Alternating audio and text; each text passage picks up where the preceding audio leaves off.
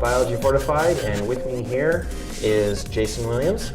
Hey. How are you doing? Good. How's it going? I am doing fine. We're here at the Plant and Animal Genome Conference in sunny San Diego. Kind of overcast. Yeah, very, very cloudy. More than New York. And there is a cloud that is hanging over this conference that we're here to talk about. But first, let's hear about you. So where are you based and what kind of work do you do? Sure. So I am at Cold Spring Harbor Laboratory in New York.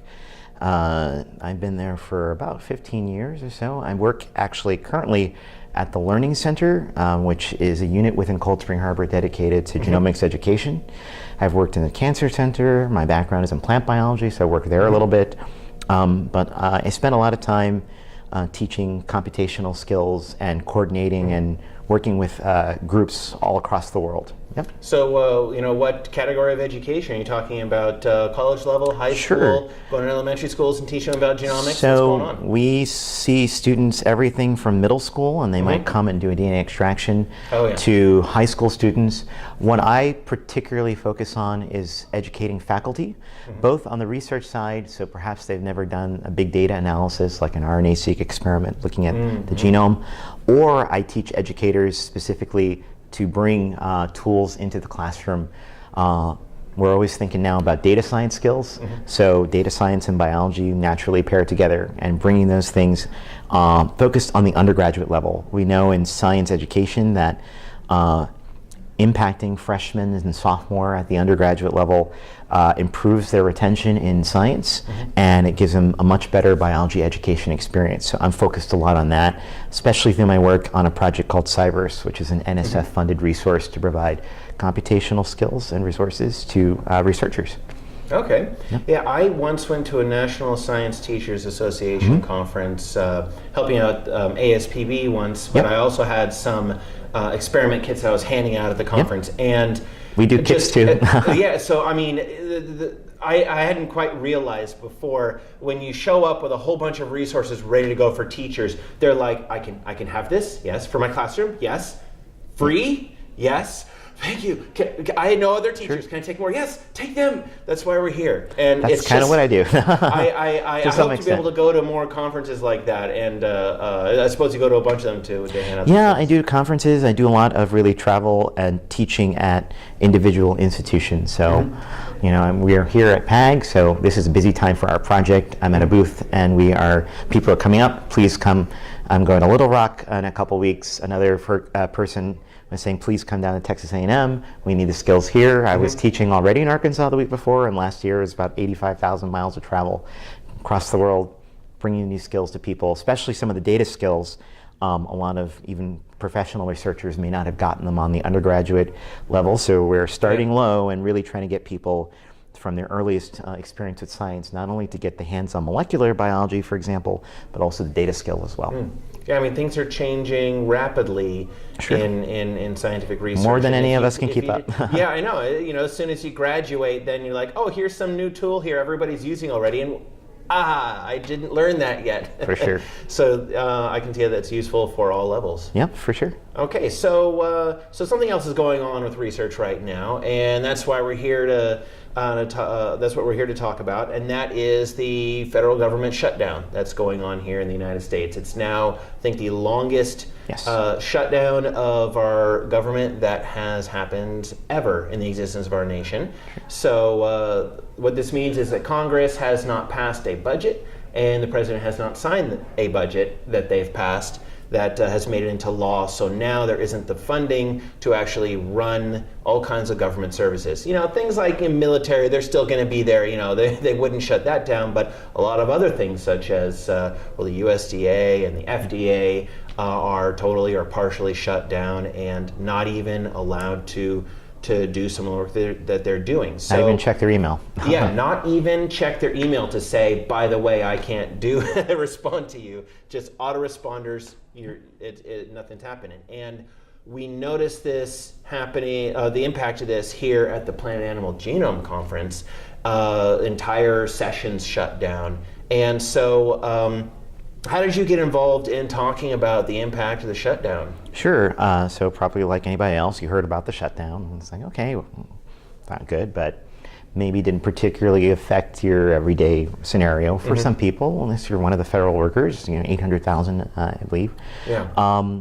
But I was on Twitter, as I'm, on Twitter all the time, and a colleague of mine, Jacqueline Campbell, who's at Iowa State, we're sort of getting close to PAG time, and then started to think, and I was like to myself, wow, I know so many USDA and also National Science Foundation, NSF people that I look forward to coming here, and even some who recruited me. I couldn't go to one of their sessions, but I got a colleague. This is a time where a lot of these federal agencies are present at this particular meeting, which is of particular importance, and started to sort of creep into awareness that these people may not be here, and you're like, well, maybe the shutdown will just be a day or two, or maybe a week or something like that. But my colleague who I mentioned, Dr. Campbell, she's tweeting and she's telling me, or telling everyone that, hey, I've got 6 sessions where there's not going to be any speakers, or this other session, nobody's going to be able to be there. And she's talking, I was sitting in my office and sitting at my desk, and it's like, wait a second, I have an idea. And I just put a Google Doc together of a list and saying, hey, here's a volunteer sheet. Like, I need somebody to help me co-organize, because for me as an organizer of several sessions here, most of my work happens before the session, and most of the USDA or NSF employees who were organizing things here, they might have, as organizers, done all of that before, so the stage was set. Maybe they just need someone to be the chair, which is largely showing up and making sure people deliver their content on time. In other cases, maybe there were talks that some of these colleagues might have missed out, and I'm saying, well, how about we just find students, graduate students, postdocs who are here, maybe have posters. Use this as a chance to sort of fill your session with we would call it a lightning talk, or a spontaneous or extemporaneous talk. So I think maybe we can self-organize. So I threw up the Google Doc. We started talking about it. I was teaching, as I said before, in Arkansas earlier this week and on Sunday, because we knew earlier or late last week that it was definitive that these folks wouldn't be able. The notice went out officially. No USDA, FDA, any people no working travel for the federal government could even travel to the conference. So I know the person who is Darren Schraga, who runs the conference, and I sent an email to him on Sunday. It's like, hey, Darren, you're so busy, I don't even expect you to answer this email if you're too busy to answer it, but I don't know if you're aware that I put this Google Doc, people have been tweeting about it, and maybe it's a thing, but I want to kind of get your permission before I'm just inserting myself into. I don't have that responsibility. Conferences like this, they take a huge amount of planning. It's more than 3,000, and I don't even know the total number of sessions, right? But I mean, individual talks. If we were at a smaller conference, it's easier to self-organize. But at a larger things like this, all the stuff is planned months in advance. They reviewed who's got an abstract that's worthy enough of becoming a talk. I don't want to sort of put my authority where it doesn't actually exist. But I've also learned from my career that sometimes you just gotta speak up and say something, and if it's the right thing, people listen. It doesn't matter where you are on the totem pole. So I wrote this email saying, hey, we did this, maybe people will use it. Let me know if you don't like that, or if the science organizers don't like that, because I don't want to run astray of people. He wrote back and said, within like minutes, and said, we are aware of this. Some of the other science organizers brought to our attention. My email's blowing up right now, but we're aware of it. Go ahead and do it. And I'm like, okay, great, wow, okay. So I started tweeting out that it's official. We have the blessing of PAG to do it. Like 1 a.m. in the morning, my time, the email went out to all the organizers. This may impact the sessions, and so Jason has started this document, and they were able to use it. A couple people I know were able to replace talk sessions and things like that. There were some sessions, unfortunately, that were canceled because in reality, there's a big plant genome there was session. A food security session, and other colleagues. For food security for developing countries, the USAID one. So there obviously no one here can speak on behalf of the federal agencies, but the importance to me was they can't even figure I'm going to take a vacation in San Diego and come up and talk. That would be illegal. They can't even do that. Correct. Yeah. They can't show up here. Yeah. And I was thinking not only of trying to make sure that the conference, is does as well as it can.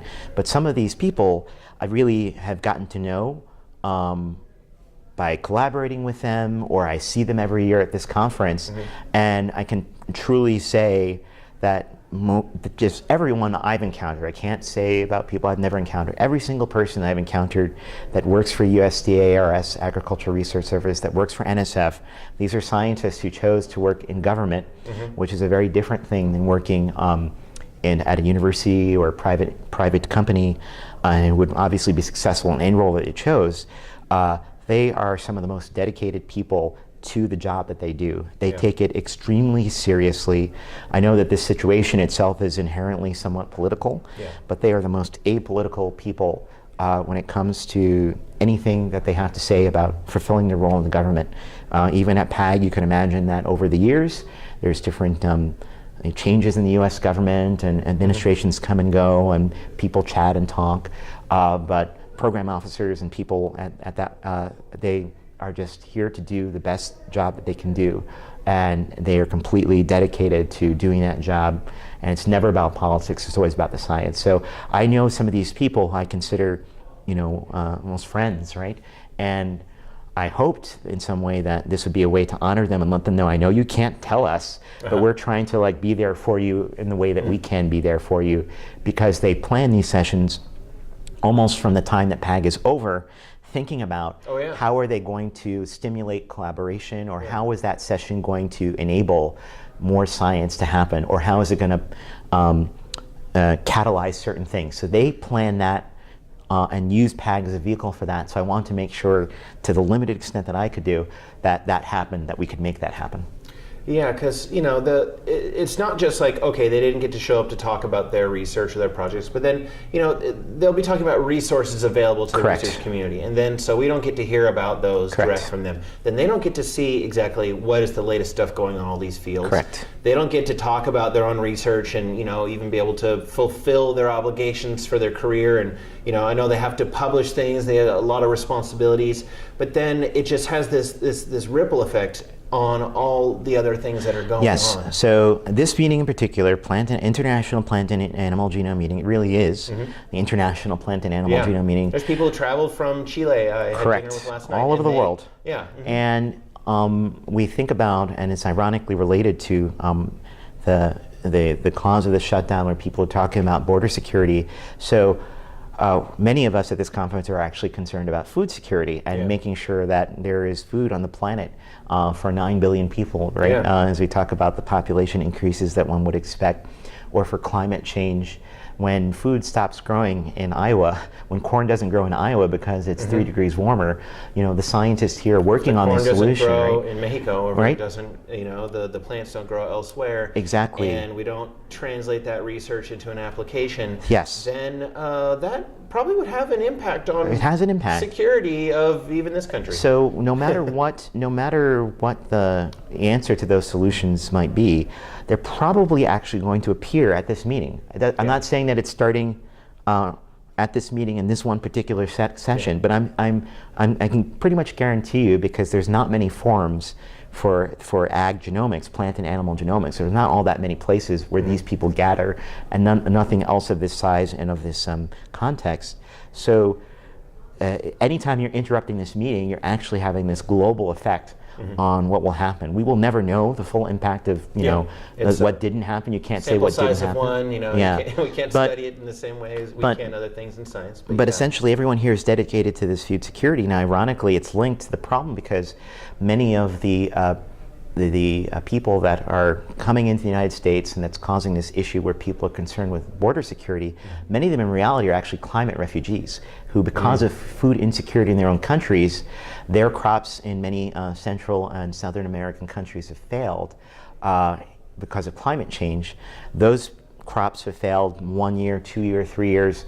Those people then migrate not to the United States, but actually into the more into the cities and into the more urban areas of those countries, cannot find work, and often areas are insecure and there's violence. And so because of that, then they start coming into the United States, for example, to try to find basically a place to live and work. Now, so ironically, the food security issues that are here at PAG are actually linked to the border security issues that are happening elsewhere. Yeah, kind of counterproductive. So it's kind of it's an ironic and unfortunate connection. Yeah. But although it's easy to see, for example, the effects of the shutdown. I think about going to an airport and the TSA, or thinking about the inspection of food or medicines, or even your tax returns. These are things that people might sense directly. I'm not saying that the scientists here are so at some level that they're not to be disturbed or not going to experience it too. I mean, but this is a it actually microcosm of it impacts things. So it's not maybe some other things that you may be more sensitive to on a daily basis, but it actually affects all of us. So what are some of the domestic impacts of this shutdown on research and on ag, and what's it doing in our own country? Well, I can speculate a little bit, of course, again with the caveat that you don't know the things that would have happened, but in terms of what's happening now, so for example, with the National Science Foundation shutdown, the National Science Foundation is the biggest funder of non-biomedical life sciences for many of the folks at this meeting, and because they are not around, scientists who would regularly be applying for funds to those agencies are unable to do so. Yeah. I have one project that's got a due date a week and a half or 2 weeks from now. I have another project. We had a meeting today that we're planning to apply for an international collaboration that we're working on that's going to link groups that we're working with in Australia and the United Kingdom and also here. I do have questions that I would like to ask the NSF program officer about. I can't ask them, and if, depending on the length of this, maybe can't apply for funding. Now, some people right away are affected by this. My colleague I mentioned, Jacqueline, her funding runs out in the end of March. And so if things aren't open, well, then maybe she doesn't have a job. Or even if things do reopen, with the backlog that's created, will she have bridge funding? And she's not the only one. I know I've heard of people doing bake sales to support their graduate students and postdocs who right now their salary comes directly from NSF, but they can't get that salary. So they're out of being able to be paid. People come here specifically form collaborations to do good science with many of the folks here in the US. Without those agencies up and running, those collaborations aren't happening and aren't able to be funded. The program officers here would use the feedback that they've gotten, the science that they've learned to help shape the priorities for the next year about what would be the best place to invest funds. Since that feedback isn't happening, that's going to shape the next year of outcomes. So there's so many impacts. In addition to it, just as in a similar way with the situation in the UK with Brexit, where universities and colleges find that they're unable to hire individuals they need, and also form collaborations because the Europeans feel it's unstable to work with the UK. In our case, I know that there's the attendance of science conferences in the US is diminished, and people have relocated conferences elsewhere on an everyday basis. Those are jobs that are lost for conference organizers, but in a general basis, those are opportunities where U.S. sciences, which you generally, most of the fields take the lead, aren't taking the lead because they are, people won't want to do science with, if the collaborators are unstable or simply be unable to do it because a grant proposal might not be able to go in. There are people around the world who depend upon collaborating with the United States scientists, Correct. both with providing resources and information back and forth. Correct. And it's an interesting way to think about it that this makes U.S. science less reliable to people elsewhere who who want to work with us. Now, it's not affecting everybody in the same way.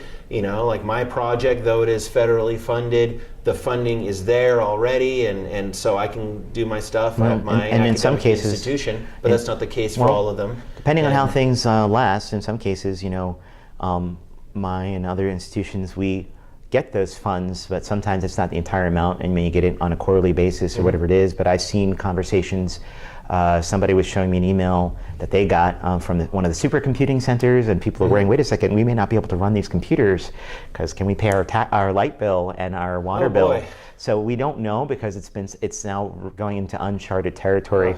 We don't know the sort of little pitfalls that may happen as you go further and further into a process where regular things that one depended upon are no longer dependable. Yeah. Yeah, it takes things like this to make you realize how much we depend upon that infrastructure, how much we depend upon the public investment in research.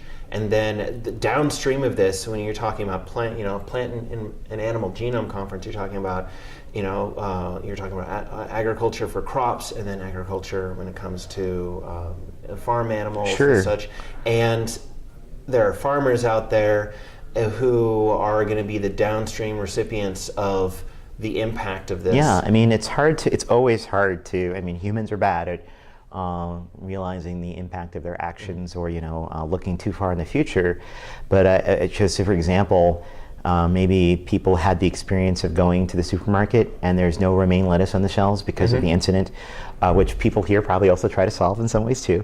But, if you imagine that, there are no vegetables in the market, or if there's no beef, or there's no something. Or conversely, if the FDA can't do the inspections Correct. that it's not doing, then the next romaine lettuce will be there, but it'll have E. coli, and you we may not won't know have it. found out. Yeah, And so just the impact of something like that can be so much bigger. Correct. I mean, Yeah. it's just no one can predict. But although sometimes things like this, and I don't think people are here complaining. I think we're talking and discussing about the actual impacts. And again, there are people who are being affected far more severely. I mean, if they're furloughed and not getting paid, that's a very immediate problem for an individual.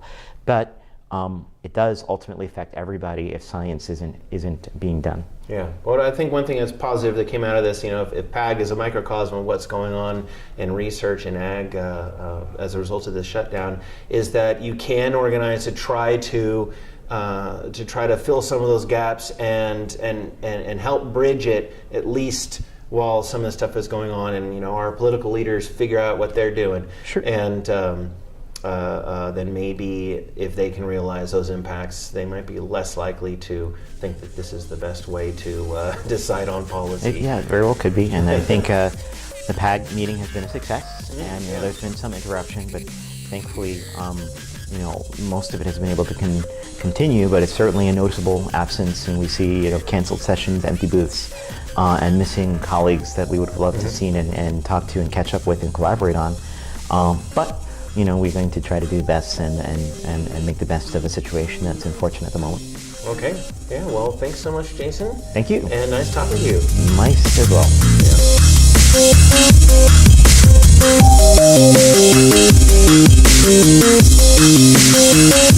Yeah.